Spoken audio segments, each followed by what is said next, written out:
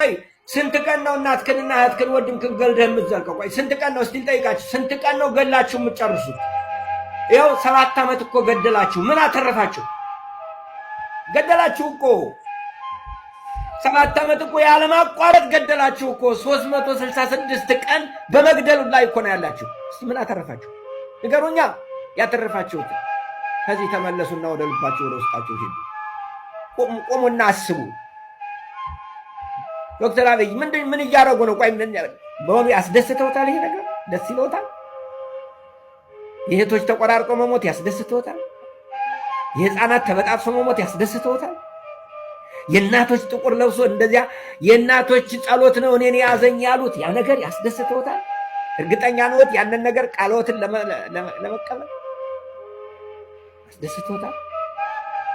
እነዚህ ህፃናት ሞት እንደዚያ ያስደስተውታል? ደስ ይለውታል? እሱ ያረካውታል? የሰው ልጆች እዚያ ላይ አልጋ ሆነው ያውታል? ያሉ እሱ ያያሉ?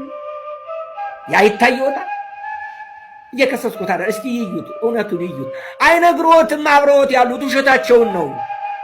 ህዝብ አልወደዶትም፣ ጠልቶታል። ልንገሮት፣ ይመለሱ። እነሱና ከአንተ በላይ የሚሉት ሰዎች ውሸታቸውን ነው። የለም ያ የነበረው መጀመሪያ የለም። እኔም ሳሙኤል ብየወት ነበረ። ያን ጊዜ ትክክል ነበርኩ፣ አሁን ግን ትክክል አልነበርኩም። አይደለሁም። ያን ጊዜ ትክክል ነበርኩ፣ አሁን ትክክል አይደለሁም። አሁን አልለወትም። አሁን ሌላ ስም ነው የምሰጠዎት። ያንን ስም አሁን አልጠራውም፣ ይመለሱ እንደው ብዬ። ስለዚህ ኢትዮጵያውያን ወገኖቼ ኢትዮጵያ መውጣቱ አይቀርም ነው የምላችሁ። ማሸነፉ አይቀርም።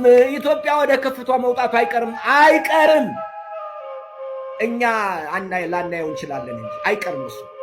ስለዚህ ለዚህ ከፍታ ሁላችንም አስተዋጽኦ እናድርግ። ለጥፋትና ለሞት አስተዋጽኦ ከምናደርግ ነው። እግዚአብሔር አምላካችን ጩኸታችን ይስማ፣ ጸሎታችን ያድምጥ። ምሕረቱ ቸርነቱ አይለየን። እግዚአብሔር ይስጥልን።